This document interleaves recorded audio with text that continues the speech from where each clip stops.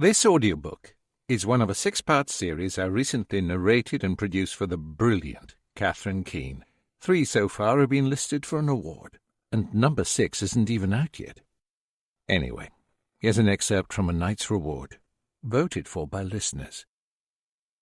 Lingering a moment, she looked over the leather goods set out at the tanner's stall.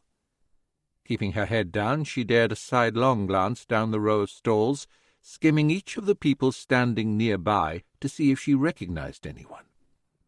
A peddler, in a long tattered mantle, taking each of his steps with a wooden stick, hobbled his way through the throng.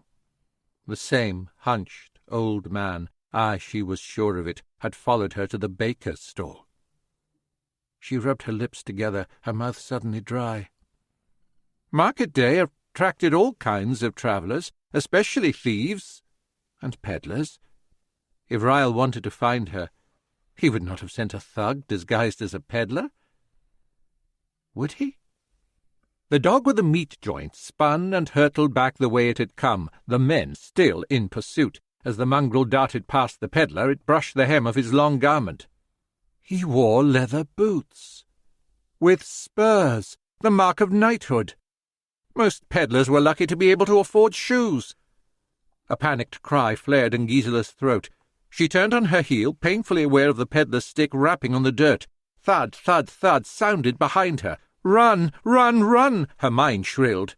Squaring her shoulders, she strolled toward the trainer and his dancing bears.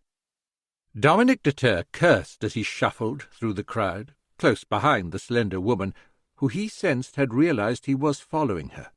Moving along with a steady plod, plod, he rued the itchy woolen mantle that disguised him and hampered his movements. God's blood, but a man could roast like a suckling pig in such a garment. A necessary disguise, though, one he and Geoffrey de Lanceau, his closest friend and lord, had agreed upon as a means to infiltrate Clovebrae's market.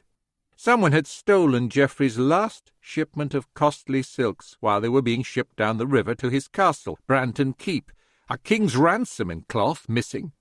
Dominic had vowed to find the thieves, a quest that had brought him to this sleepy little town on the verge of nowhere. The woman ahead moved with a languid grace.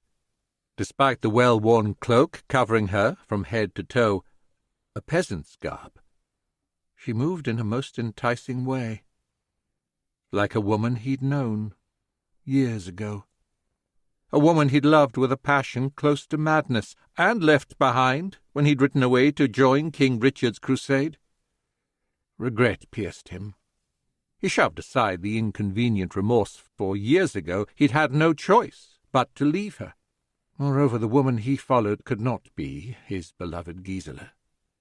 The village where he'd met her was leagues from here. By now she'd be married to a good husband with 4 or 5 children crowding around her skirts. She trailed her hand along a row of linen gowns drifting in the breeze, then turned left, heading toward the open space where the entertainers gathered. Dominic shuffled on, keeping his gaze upon her. Idiot that he was, he should simply give up pursuit and return to the market to see what he might overhear. His duty to Geoffrey was far more important than chasing a wench with a sultry sway. Yet he couldn't turn away. Something about this woman drew him to her. Curiosity, mayhap? Desire? A grin ticked up the corner of his mouth. What man would not be enticed by a woman who swayed like a young sapling? She, however, would hardly be enticed by a scruffy peddler. Still, she paused a moment to watch the bear trainer. Waving a stick, the man coaxed one of the large animals to rise up on its hind legs. The crowd roared. Switching the stick to his other hand, Dominic wiped sweat from his brow, then flexed his stiff fingers, unaccustomed to curling around the wood. He looked back at the crowd. The woman wasn't there. Disquiet flickered through him. Walking forward, he scanned the rest of the throng. Gone. An apt ending, mayhap, to a senseless quest. Just as he was about to admit defeat, he spied her, darting into a side alley. As she ran, the hood of her cloak slipped off her head, revealing a mass of blonde hair.